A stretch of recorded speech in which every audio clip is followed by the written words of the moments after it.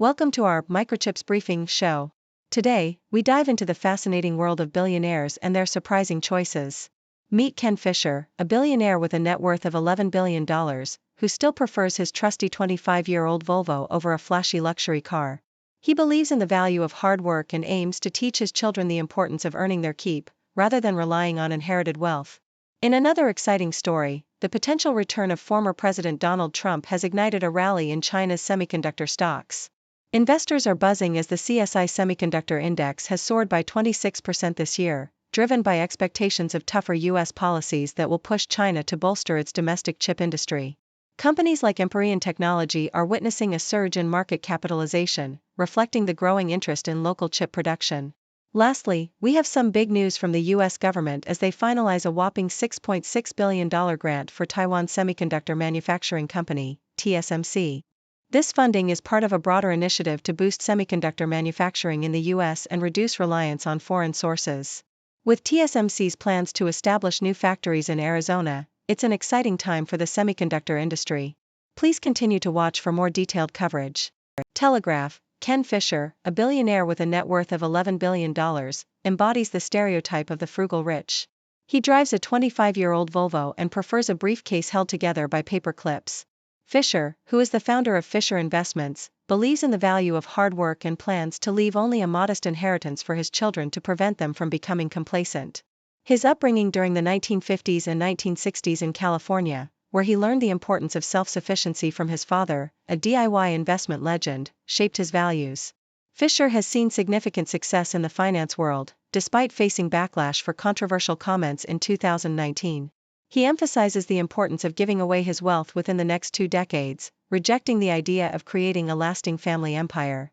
Nikkei Asia, the potential return of Donald Trump to the U.S. presidency has sparked a significant rally in China's semiconductor stocks, as tighter American policies are expected to accelerate China's push for self-reliance in chip production. Following the election, the CSI Semiconductor Index surged, with companies like Empyrean Technology and Nextchip Semiconductor showing remarkable gains. This shift comes as U.S. lawmakers are tightening scrutiny on chipmakers' operations in China, prompting a renewed focus on domestic production. Analysts predict that companies like Semiconductor Manufacturing International Corporation, SMIC, will benefit from this drive for localization, as Chinese firms are increasingly unable to rely on foreign production sources due to U.S. regulations.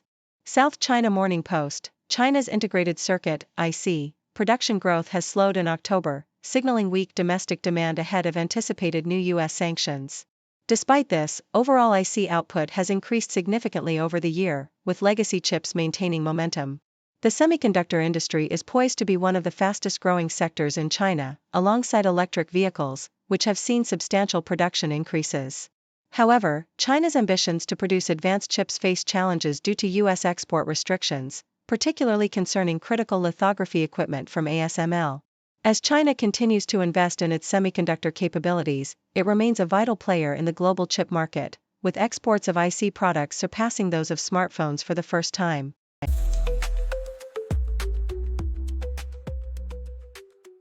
The Globe and Mail reports that the U.S. Commerce Department has finalized a substantial $6.6 billion subsidy for Taiwan Semiconductor Manufacturing Company, TSMC, to bolster semiconductor production in Phoenix, Arizona. This agreement marks a significant milestone as it is the first major award under the $52.7 billion program initiated in 2022, aimed at enhancing domestic semiconductor manufacturing. TSMC's commitment includes expanding its investment in Arizona to $65 billion and introducing cutting-edge 2-nanometer technology by 2028. Commerce Secretary Gina Raimondo emphasized the importance of this deal, stating that it not only represents a leap in U.S. chip production capabilities but also reflects national security interests, particularly amid ongoing tensions with China. In a related development, the New York Times highlights the urgency of the Biden administration's efforts to solidify this grant agreement with TSMC before President-elect Donald Trump takes office. The administration's ambitious plan aims to revitalize U.S. tech manufacturing and reduce dependence on foreign semiconductor sources. President Biden characterized the investment as the largest for a new factory project in U.S. history, underscoring its significance in his economic policy. However, the timing poses a challenge, as many of these projects will not commence until well into Trump's presidency, which may limit Biden's ability to claim credit for these advancements in semiconductor manufacturing. Meanwhile, the financial landscape is shifting as U.S. stock index futures fell following Federal Reserve Chair Jerome Powell's remarks indicating that the central bank is in no rush to cut interest rates. As inflation remains above the Fed's target and economic growth continues, traders are recalibrating their expectations for future rate cuts.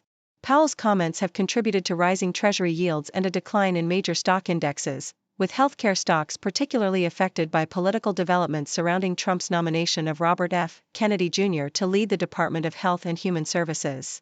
The market's focus is increasingly on inflation risks and the economic implications of a potential second Trump presidency, leading to a cautious outlook among investors.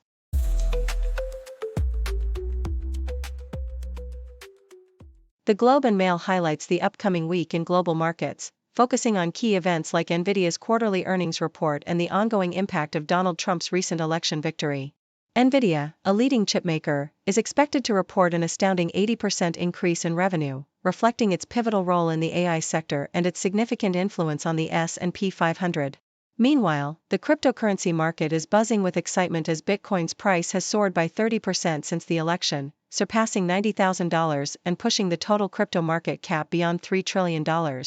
However, the euro faces challenges, having declined about 5% from its peak, with analysts predicting it may reach parity with the dollar amid concerns over the eurozone's economic health. Nikkei Asia reports that the Biden administration has finalized a substantial $6.6 billion grant to Taiwan Semiconductor Manufacturing Company, TSMC, under the CHIPS Act, just before Trump's anticipated return to office. This funding will support TSMC's ambitious plans to manufacture advanced chips in Arizona, including 3 nanometers and 2 nanometers technologies, with the first factory set to begin production by 2025. U.S. Commerce Secretary Gina Raimondo emphasized the historic nature of this achievement, noting that TSMC's production efficiency in Arizona matches that of its Taiwan facilities. Despite Trump's critical stance on the CHIPS Act, the finalized agreements create a binding contract that secures TSMC's commitments, ensuring that the semiconductor manufacturing initiative remains on track.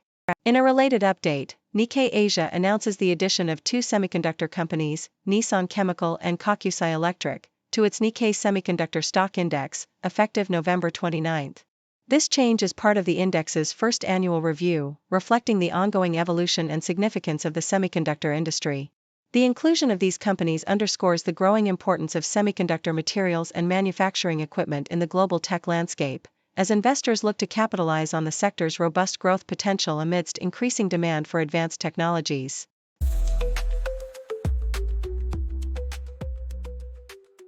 Thank you for tuning in.